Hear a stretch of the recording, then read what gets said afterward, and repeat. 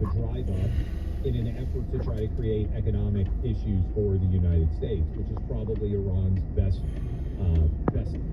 method by which to win this. And so it feels strange. It feels, I guess I should say it correctly, it feels a bit manipulated in the way that the oil and gas market went from $80 almost overnight to $120 back down to $80. That doesn't feel organic and natural. Now you can say, well, there's different stories out there that precipitated this, but for a 50% run-up and a 50% collapse to occur, it reminds me, Buck, of meme stock. Remember when GameStop and all these other different stocks, the fundamentals of them did not change, but the price skyrocketed and plummeted and skyrocketed and plummeted because they were being artificially manipulated in many different ways?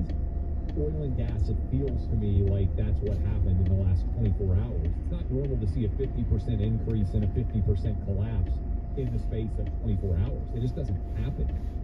And that's basically what we have seen, a crazy roller coaster of oil and gas prices.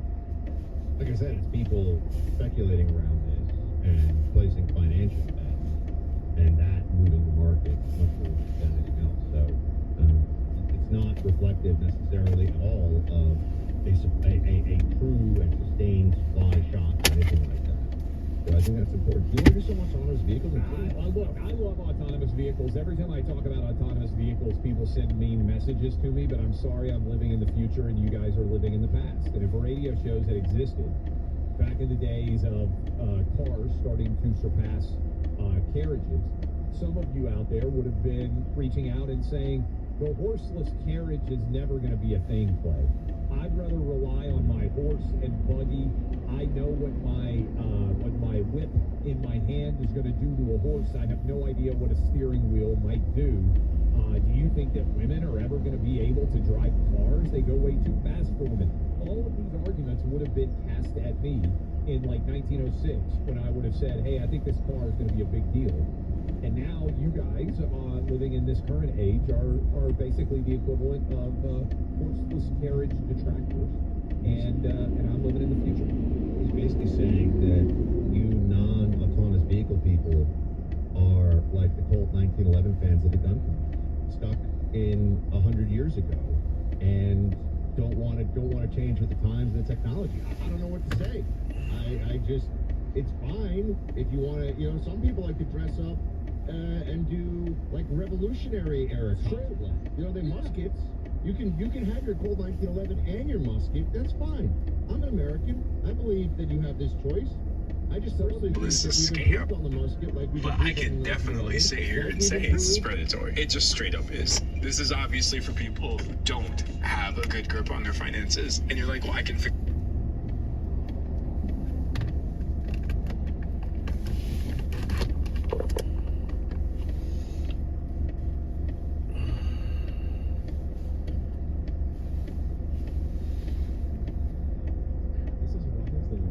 Rated Google apps I have ever seen in my life. You have a 1.8. For you to only have your fans installing this app and still have a 1.8. But there are some issues there.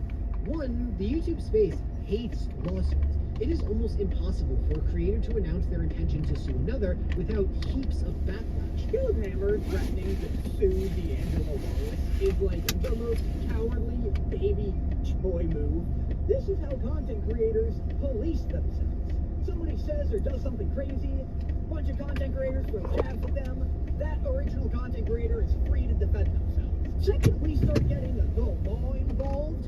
All of this stops being fun. This is like a UFC fighter suing another UFC fighter for hurting him too much. And on top of the points made by Danny Mata involving precedent, there's also just status. Nobody likes being reminded that almost every huge YouTuber, at least ones that primarily produce long-form content, is rich. Dude, I could retire tomorrow. I'm sorry. I have more money than you'll ever have. And again, that's not a fucking brag. I'm sorry. It's really not. But it is true. It is true. I personally think, I don't have to sell anyone out because I'm already super rich is hilarious. Like, for most people, a lawsuit in response to feeling slighted is a laughable suggestion because who can afford that these days? Saying, I am going to sue you is also saying, I have resources and money that I am actively leveraging for personal gain. But also, sue D'Angelo for what? I mean, I'm not a lawyer, but Caleb seemed to assume that D'Angelo was speaking factually.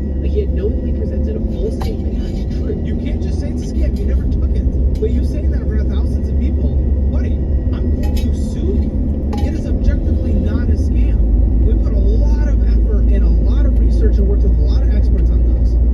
You're done. But for starters, that's almost impossible to prove. An average person just has to prove somebody says something about me and it hurt me, and it was false. Celebrities have to prove more. What a public figure has to show is not only was there a false statement, but that it was done with actual malice. They did that on purpose. They wanted to hurt you. What's more, D'Angelo could not have been more clearly simply stating his opinion. I can't sit here and call this a scam, but I can definitely sit here and say it's predatory. It just straight up is. This is obviously for people who don't have a good grip on their finances, and you're like, well, I can fix it for you for 1,000. Allowing people to do this is, to me personally, so deeply irresponsible, especially knowing that it's probably likely to draw people in who are already struggling. So on top of everything else that makes YouTuber lawsuits generally unpopular, the fact that this case is not even really a good one only made Caleb look worse. Like he's trying to use his resources to forcibly silence any naysayers. One of my main points was that if you go to Caleb's earlier content, he's not acting like this constantly in all of his videos.